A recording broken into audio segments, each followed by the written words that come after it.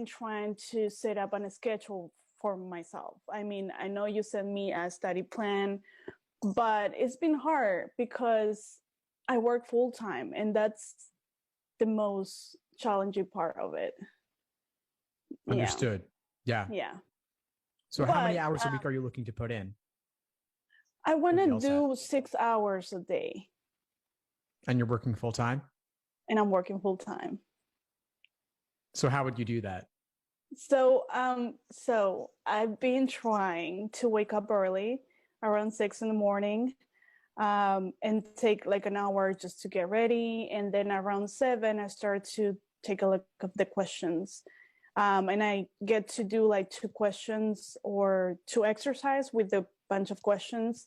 And I feel like good about it because I understand and I get, 90% of them, I get it right. And I feel like that's the moment that it's best for me to study. After 6, after work, it's just hard. It's just hard. And that's where I'm trying to figure out how to get things done.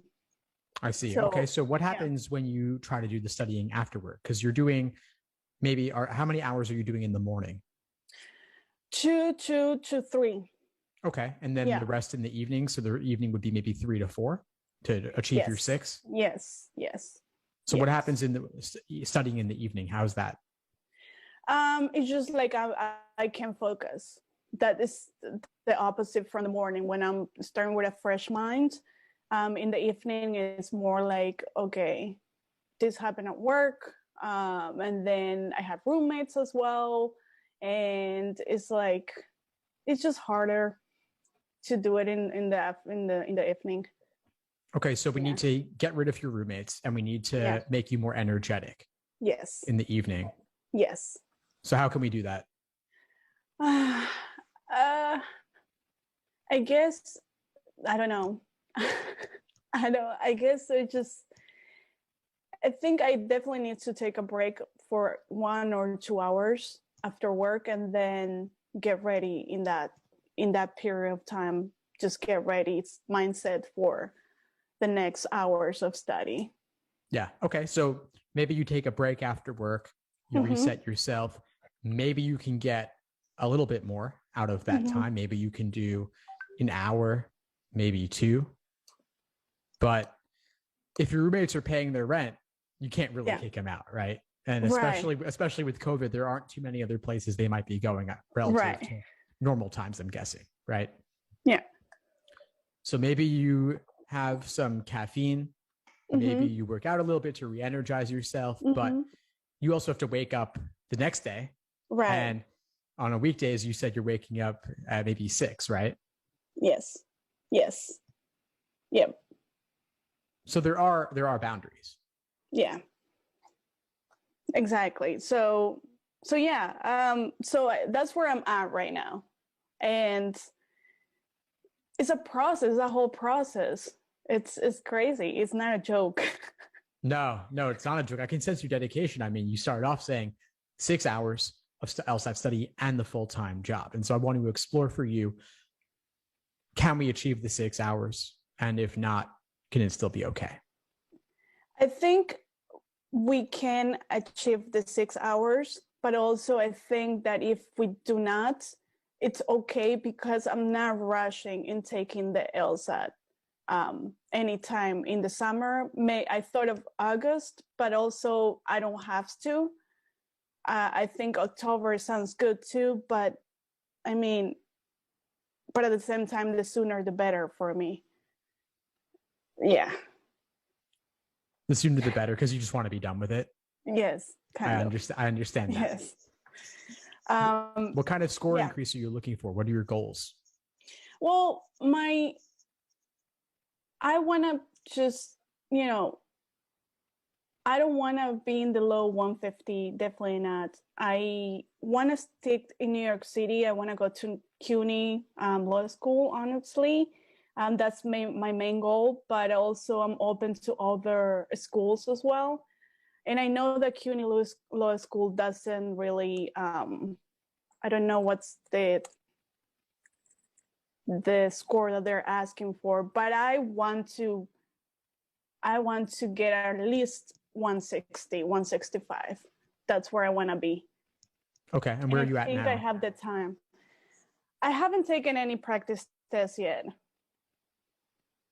So I think that's my next step. Okay. Yeah, you could take right a now. practice test just to see where you're at. I would recommend taking that with a Yeah. big grain of salt, because Yeah. if you haven't done all the work yet, it's not going to reflect your true Right. potential. It'll just be a snapshot of where you currently stand, and it'll tell you that there's some work to do, most likely, as it is for everyone. Very few people start off with cold diagnostics in the 160s. It takes a while for most people to get there, myself included. It took me a long time to get there. Yeah. So my recommendation is that you allow some time, and you're dedicated. You want to put in 6 hours on top of a full-time job. I still want to explore with you if that can be achieved, and if so, how. Well, I guess I think it would be mornings and evenings. I think it can be achieved that way. I just need to get it, get my mindset ready. And I think from 7 to 10 in the morning, and then 7 to 10 in the evening. I think that's what I want. That's what I want. Yeah. Yeah. No, I know there are a lot of people who want to do similar, and there are people who do similar. Yeah. The question is, what's the quality of the hours that you're gonna get? Okay. Like in terms of like what I want to do in the first 3 hours, and then like if I want to do logic games, or that's your question? Well, that's the content of the hours. Right. I'm asking about the quality of the hours, because you started off the conversation saying the morning hours are fantastic. Yeah. The evening hours are kind of draining, rough. And maybe you're not getting what you want from those. Well, I guess I'm gonna have to figure that out. I know the mornings works for me, so yeah, I need to figure it out. I need to figure that out, and how to get those 3 hours done in the evening. To me, this is the fundamental question for you, Belen, because this question will then dictate what you end up doing and how you spread it out. But the question of when you study and the kind of work that you're doing, they're two separate things. So you have your day, you have your life. And so you're working full time. Achieving your fullest potential also requires sleep, diet, exercise, relaxation. You spoke of the mental reset. I think that's key if you're going to get back into it in the evening. It's also key for the morning too, but you also have to navigate the roommate issues. You have the full-time job. Yeah. Now, I'll say as a side note, briefly for context, that my typical recommendation for those who are not working full-time is max 6 hours a day of LSAT prep. Okay, so you're saying that I shouldn't do 6 hours? That's my inclination. Okay. I'm kind of hesitant to recommend that or leave the conversation without. I mean, that makes sense. I don't, that makes sense. I mean, 6 hours a day with a full-time job is a lot. It's a lot. So maybe instead of 6 hours, maybe do 4 hours a day. I think that sounds better. It sounds better to me. To me. I didn't want to just start off the conversation telling you it's a bad idea, because I wanted to actually explore with you a little bit of what could that really look like? How is it possible to do everything you need for a top LSAT, which also includes the sleep, diet, exercise, and relaxation? So that would involve things. Okay, well, are you working LSAT 6 hours and working full time? What happens to your sleep as a result? What happens to your mindset as a result? What happens to your eating? Are you getting outside enough? All of these things are important to consider, because even if you put in the hours, the quality of your life and the quality of your results may suffer. And I was just reading your email about that you used to wake up at 4 a.m. And I'm like thinking, I shouldn't do that. I shouldn't also, having a job in 6 hours is a lot. So You could wake up at 4 a.m., but then you might want to go to bed earlier too. Yes. Exactly. Yeah. So yeah, I guess 4 hours a day is fine. I think I can do that. I can do that. I think maybe it's just like with the LSAT, I'm trying to take it seriously, so I put a lot of pressure on me. Like I need to do 6 hours. I have to do that. So I think that's what it is. Yeah. Who's putting pressure on you? Huh?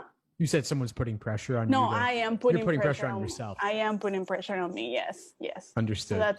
So that's what it is. Maybe that I want to do 6 hours a day, but I think 4 hours sounds good, and I think I'm gonna try to stick to that schedule. In the morning, and then work. Yeah. See what those 4 hours end up looking like for you. If you feel that maybe 2 hours in the morning, 2 hours in the evening, all of those hours can be high quality, then fantastic. Keep it up. Maybe you want to do 3 in the morning, 1 in the evening. That could also be okay. So tweak it a little bit. I mean, if you're aiming for August or potentially beyond, then you have enough time to experiment and adjust a little bit. And adjustments will inevitably happen regardless. It's very unlikely that somebody would always do exactly 7 to 9 morning, 7 to 9 evening. You may adjust a half hour here or there, or maybe some days will be 3, maybe some days will be 4.5, and you can see what it looks like. You can track this and see how does your energy level feel as you try out one method or just end up doing one method or another for scheduling. Sounds good. Sounds good. Also, another thing that I want to ask you something. In terms of timing, how do you suggest me timing the exercises or the practice test? Sure. Yeah. How long have you been studying for? So it's been 2 weeks now. Like 3 to 4 days a week that I've been trying to study. Yeah. Okay, so you're still fairly early in the process. Yes, very much so. We're speaking now in February and you're maybe aiming for August. So you still got at least maybe something like 6 months remaining. So I would stick with untimed for now. Okay. Because you have plenty of time to work on time to work later, but you also want to make sure you get the fundamentals down and you can take some time for accuracy alone before bringing in the timed components. Okay, sounds good. Any other questions for today, Belen? No, not really. It was this was very helpful. I feel less pressure now, and I will stick to the 4 hours. Fantastic. Well, keep me posted on how it goes, and I'll see you soon. Okay. See you soon. Bye-bye. Thanks for tuning into the show. Please subscribe if you haven't done so already to be notified of new episodes as I release them. And feel free to reach out if you need anything at all as you move forward with your prep. I'm happy to help however I can. In the meantime, I'll wish you all the best and take care.